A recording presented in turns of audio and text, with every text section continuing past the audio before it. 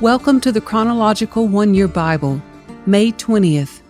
Today's reading comes from Psalm 83, 1 Chronicles chapter 29, verses 23 through 25, 2 Chronicles chapter 1, verse 1, 1 Kings chapter 2, verse 13 through chapter 3, verse 4, 2 Chronicles chapter 1, verses 2 through 6, 1 Kings chapter 3, verses 5 through 15, and 2 Chronicles chapter 1, verses 7 through 13.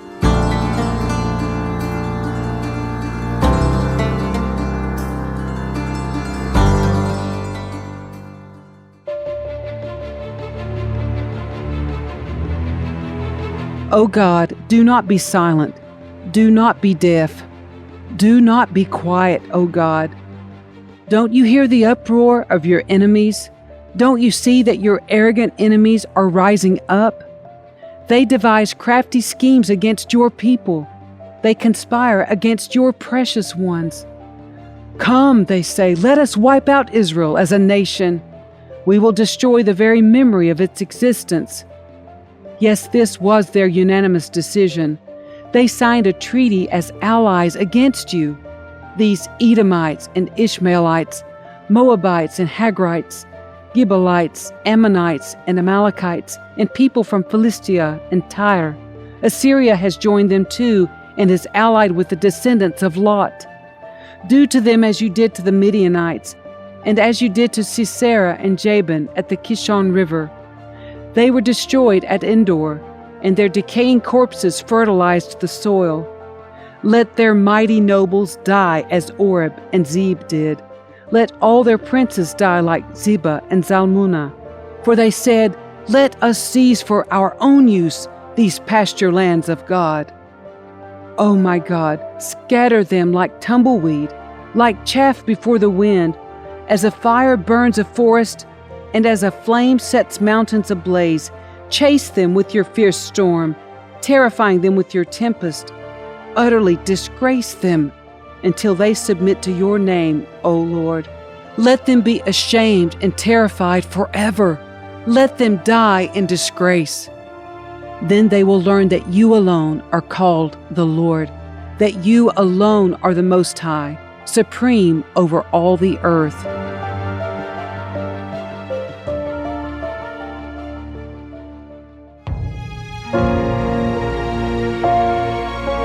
So Solomon took the throne of the Lord in place of his father David, and he succeeded in everything, and all Israel obeyed him. All the officials, the warriors, and the sons of King David pledged their loyalty to King Solomon. And the Lord exalted Solomon in the sight of all Israel, and he gave Solomon greater royal splendor than any king in Israel before him. Solomon, son of David, took firm control of his kingdom, for the Lord his God was with him and made him very powerful.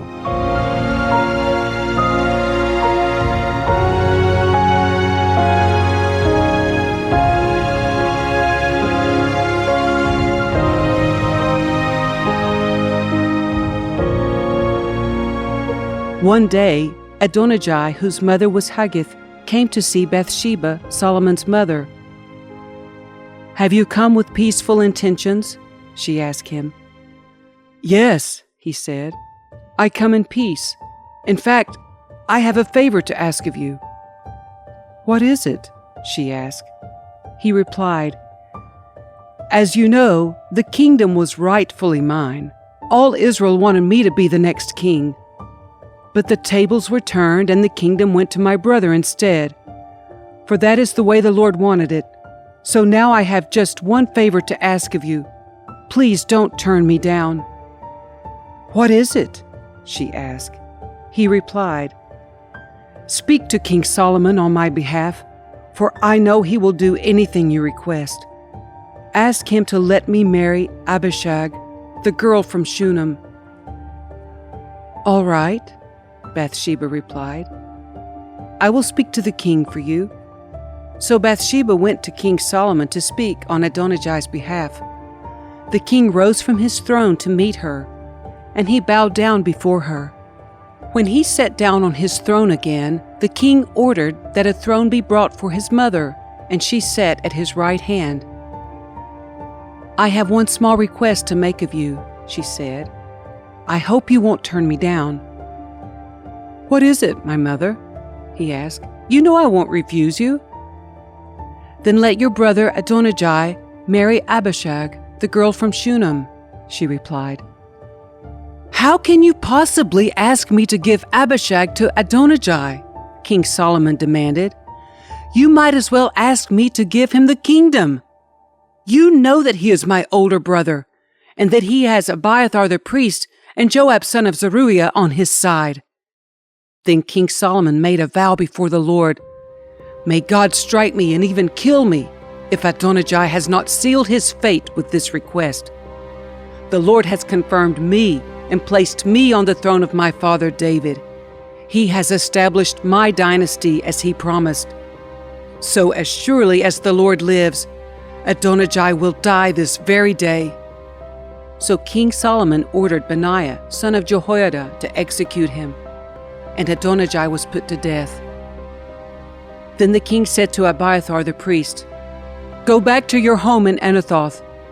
You deserve to die, but I will not kill you now, because you carried the ark of the sovereign Lord for David my father, and you shared all his hardships." So Solomon deposed Abiathar from his position as priest of the Lord, thereby fulfilling the prophecy the Lord had given at Shiloh concerning the descendants of Eli.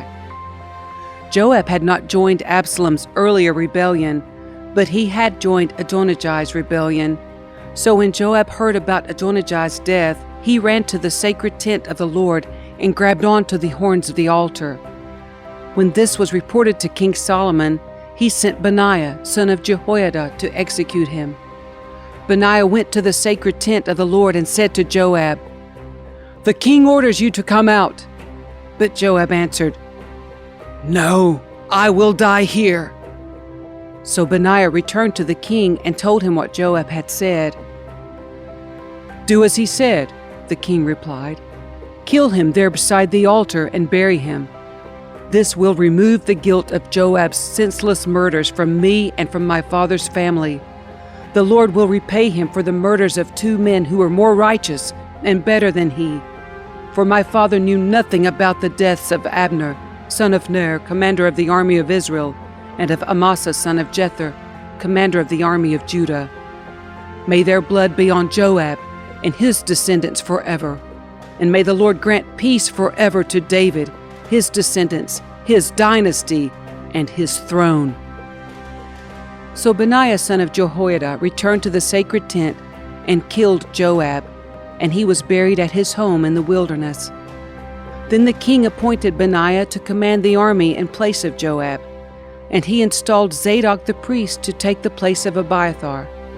The king then sent for Shimei and told him, "Build a house here in Jerusalem and live there, but don't step outside the city to go anywhere else. On the day you so much as cross the Kidron Valley, you will surely die, and your blood will be on your own head." Shimei replied, "Your sentence is fair. I will do whatever my lord the king commands." So Shimei lived in Jerusalem for a long time. But 3 years later, 2 of Shimei's slaves ran away to King Achish, son of Maacah of Gath. When Shimei learned where they were, he saddled his donkey and went to Gath to search for them. When he found them, he brought them back to Jerusalem. Solomon heard that Shimei had left Jerusalem and had gone to Gath and returned. So the king sent for Shimei and demanded, "Didn't I make you swear by the Lord and warn you not to go anywhere else, or you would surely die? And you replied, 'The sentence is fair. I will do as you say.' Then why haven't you kept your oath to the Lord and obeyed my command?" The king also said to Shimei, "You certainly remember all the wicked things you did to my father David.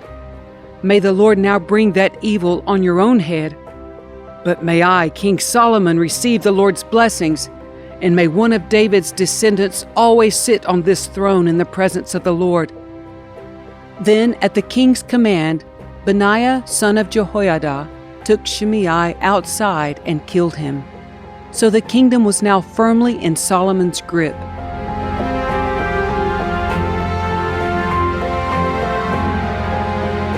Solomon made an alliance with Pharaoh, the king of Egypt, and married one of his daughters. He brought her to live in the city of David until he could finish building his palace and the temple of the Lord and the wall around the city. At that time, the people of Israel sacrificed their offerings at local places of worship, for a temple honoring the name of the Lord had not yet been built.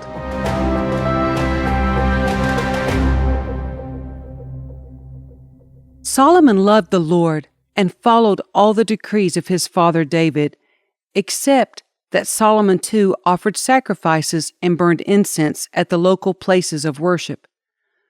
The most important of these places of worship was at Gibeon, so the king went there and sacrificed 1,000 burnt offerings. Solomon called together all the leaders of Israel, the generals and captains of the army, the judges, and all the political and clan leaders. Then he led the entire assembly to the place of worship in Gibeon, for God's tabernacle was located there. This was the tabernacle that Moses, the Lord's servant, had made in the wilderness. David had already moved the ark of God from Kiriath-Jearim to the tent he had prepared for it in Jerusalem. But the bronze altar, made by Bezalel, son of Uri and grandson of Hur, was there at Gibeon in front of the tabernacle of the Lord. So Solomon and the people gathered in front of it to consult the Lord. There in front of the tabernacle, Solomon went up to the bronze altar in the Lord's presence and sacrificed 1,000 burnt offerings on it.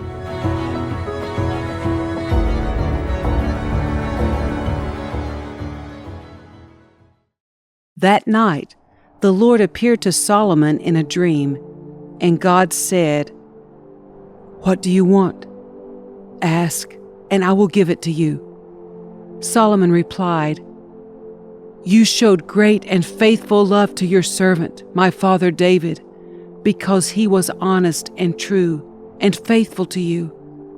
And you have continued to show this great and faithful love to him today, by giving him a son to sit on his throne. Now, O Lord my God, you have made me king instead of my father David, but I am like a little child who doesn't know his way around. And here I am in the midst of your own chosen people, a nation so great and numerous they cannot be counted. Give me an understanding heart so that I can govern your people well and know the difference between right and wrong. For who by himself is able to govern this great people of yours?" The Lord was pleased that Solomon had asked for wisdom, so God replied, "Because you have asked for wisdom in governing my people with justice, and have not asked for a long life or wealth or the death of your enemies, I will give you what you ask for. I will give you a wise and understanding heart, such as no one else has had or ever will have. And I will also give you what you did not ask for, riches and fame. No other king in all the world will be compared to you for the rest of your life. And if you follow me and obey my decrees and my commands as your father David did, I will give you a long life." Then Solomon woke up and realized it had been a dream. He returned to Jerusalem and stood before the ark of the Lord's covenant, where he sacrificed burnt offerings and peace offerings. Then he invited all his officials to a great banquet. That night, God appeared to Solomon and said, "What do you want? Ask, and I will give it to you."